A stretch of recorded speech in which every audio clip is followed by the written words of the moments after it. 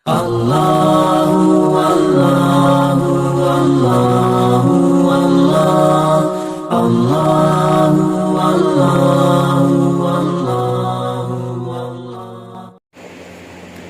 علیکم ورحمۃ اللہ وبرکاتہ.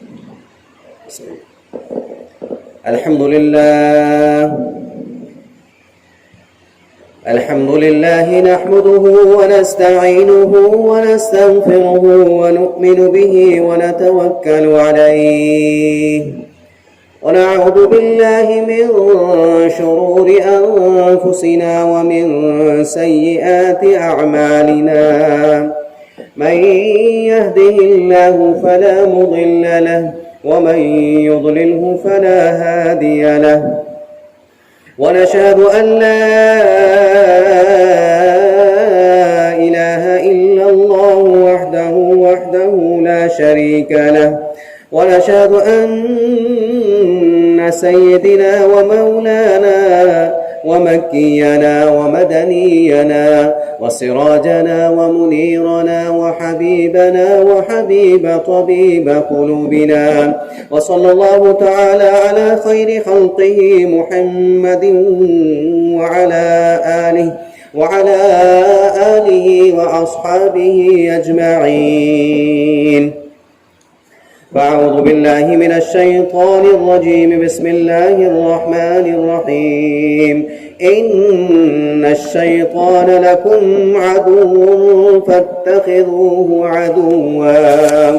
صدق الله العظيم وصدق رسوله النبي الكريم.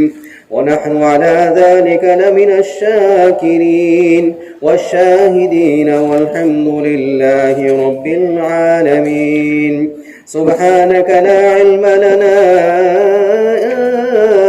إلا ما علمتنا إنك أنت العليم الحكيم. رب اشرح لي صدري ويسر لي أمري واحلل عقدة من لساني يفقه قولي.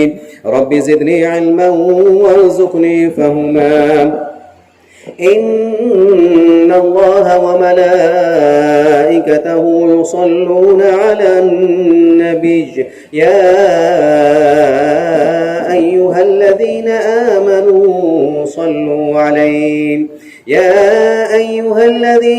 آمنوا صلوا عليه وسلموا تسليما. اللهم صل على محمد وعلى آل محمد كما صليت على إبراهيم وعلى آل إبراهيم إنك حميد مجيد. اللهم بارك على محمد وعلى آل محمد كما باركت على إبراهيم وعلى آل إبراهيم إنك حميد مجيد. انتہائی قابل عزت و تکریم میرے بزرگوں اور نوجوان دوستوں، صاحب و ساتھیوں، آپ حضرات کے سامنے اللہ رب العزت کی لارب کتاب ہدایت، کتاب مقدس میں سے 23واں سپارہ سورہ الصافات کی آیت نمبر 180 کو تلاوت کیا ہے. اللہ رب العزت کی بارگاہ میں دعا ہے کہ اللہ تبارک و تعالیٰ مجھے اس آیت کریمہ کی روشنی میں حق اور سچ بیان کرنے کی توفیق نصیب فرمائے اور پھر ہم سب کو اس پر عمل کرنا آسان فرمائے. گزشتہ جمعہ یہ بات چل رہی تھی کہ دشمن کا جب ہم لفظ استعمال کرتے ہیں تو دشمن میں 4 حرف ہیں: دال، شین، میم، نون. دال سے مراد دنیا ہے، شین سے مراد شیطان ہے، میم سے مراد مال ہے اور نون سے مراد نفس ہے. دشمن کی دال کے حوالے سے چند ایک گزارشات عرض کی تھیں.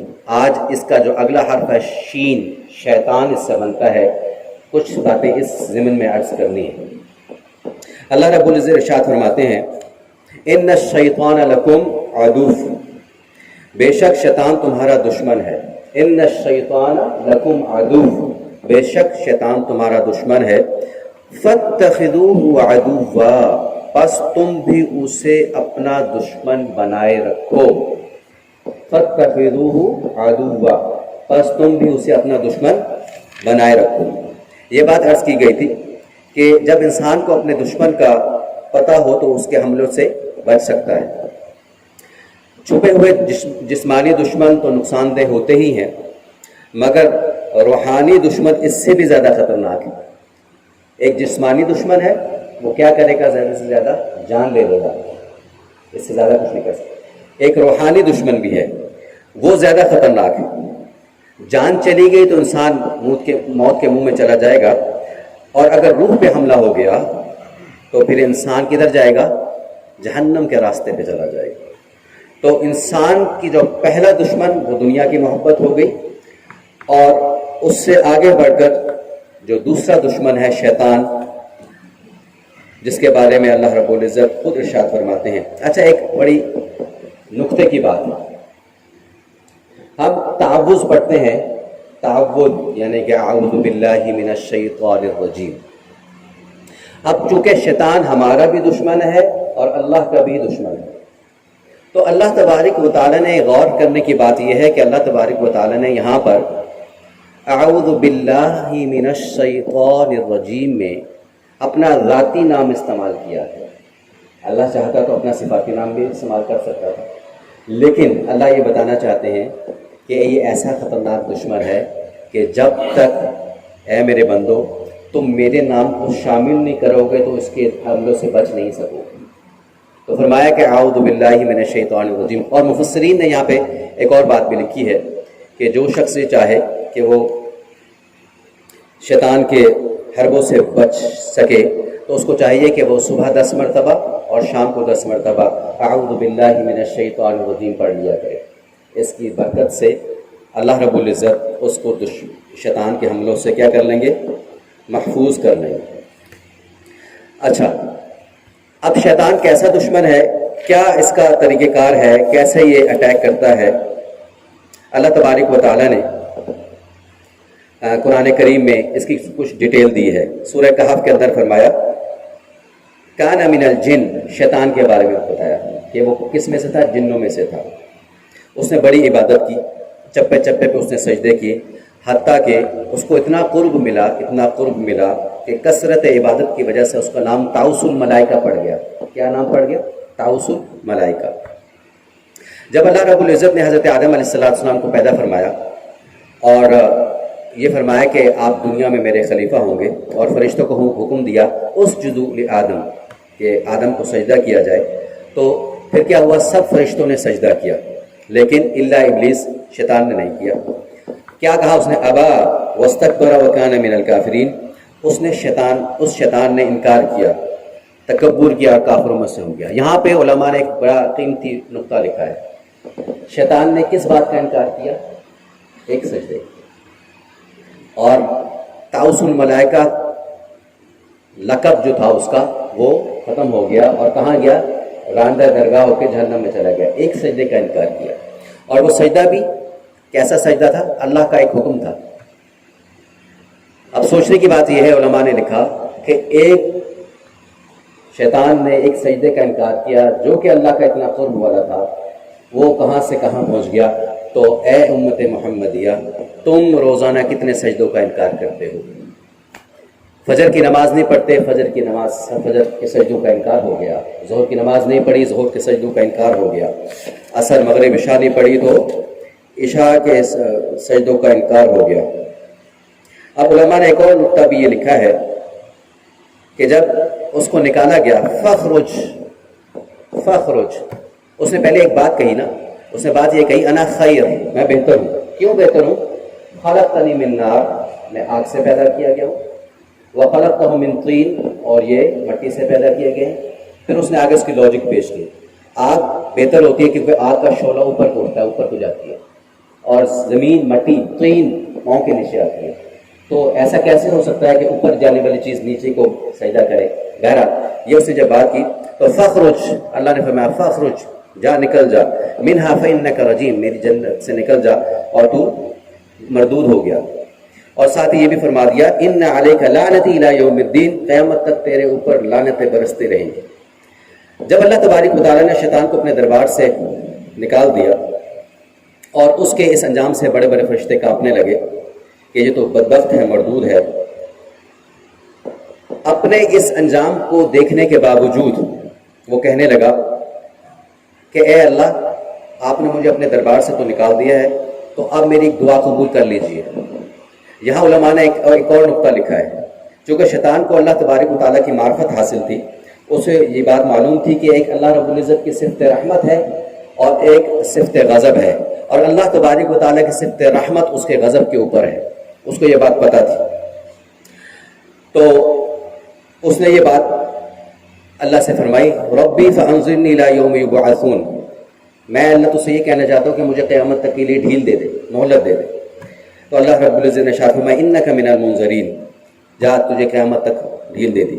اب اس پوائنٹ پہ آ کر پھر علماء نے ایک اور بات لکھی، بڑی قیمتی بات لکھی، کہ اللہ رب العزت اگر شیطان جیسے مردود کو غصے اور جلال کے عالم میں مہلت دے دیتے ہیں تو اے امت محمدیہ کے غلام، تو اگر اللہ سے خوشی کی حالت میں مہلت مانگے گا تو وہ تجھے مہلت کیوں نہیں دے گا؟